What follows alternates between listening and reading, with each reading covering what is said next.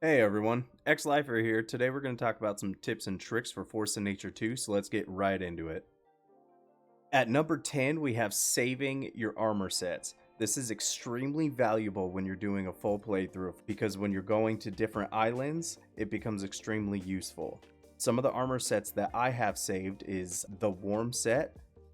I am using a poison resist. I'm using ice armor because I like the heat protection from it. I also have some necklaces saved that I use interchangeably. And then I also have this heavy armor set that I use if I'm running around beginning areas farming leather or anything like that. I just throw the heavy armor on just to take less damage. And number 9, don't skimp on fertilizer. Fertilizer is extremely important when you're growing, and gardening in Force of Nature 2 is very important. You need it for any food and for lots of late game materials. Manure is going to help make a big difference. Number 8, we're going to talk about some of the health and stamina foods and potions that I use when I play. We're going to use baklava for the health and the stamina, and stamina potions. The baklava and the stamina potions are more than enough to keep your stamina through any fights. I use strong healing potions, bread, and pumpkin pie. All of those combined makes it very easy to keep my health up during any fights, even fighting bosses. Another good food to use if you cannot use pumpkin pie yet is a meat pie.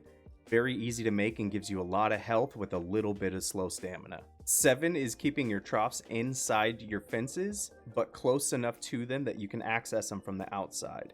The amount that you're going to have to be refilling this trough until later in the game is a lot, because you're going to need to farm a lot of animal materials.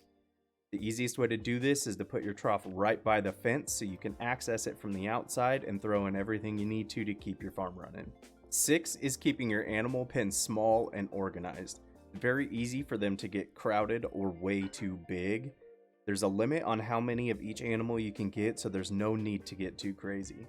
Keep it small and organized, and it'll make your life in gathering much easier. 5. Reset your days often. All too often you need to craft using leather, and it is not easily accessible. The easiest way to get it is to reset your days by respawning the animals at a sleeping bag or a bed. 4. Save your resources. Everything in game is very expensive, and oftentimes they use early game materials or variations of early game materials that required those materials. Nothing in this game is dispensable. 3. Use scarecrows and gargoyles. Throughout playing this game, when you reset your days or respawn the monsters, they will attack whatever teleports or mines you have sitting around the map. To prevent that, you can place scarecrows and gargoyles, which will add an area where enemies are not able to spawn. In turn, this will keep your things safe and prevent a lot of added time in running. 2. Use the item listing. This is a very important part of the game, as crafting is extremely difficult when coming to late game items. Something you can do is on the top right corner of crafting an item, you can click open in a separate window. This will open a small tab that will stay open on your screen when all the other menus are closed, so you can go find the materials you need to craft that specific item. And late game items get very confusing, so being able to have multiple of these tabs open at the same time make it very easy to craft these late game items. And number 1, you don't need walls or roofs to be able to build items inside. A lot of late games items are required to be indoors to be able to build.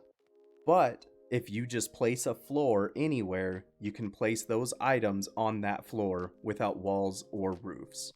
You can see here we were able to stack our cupboards to have outdoor storage that is massive.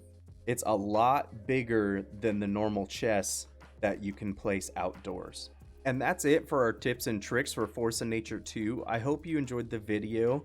Please, if you wouldn't mind, like and subscribe the video, and leave a comment below if there's any other tips or tricks for Force of Nature 2 that you found that I could put in another video. We also have a Discord community that's available for anyone to join that will be in the description below. Thank you so much for watching, and we'll see you next time.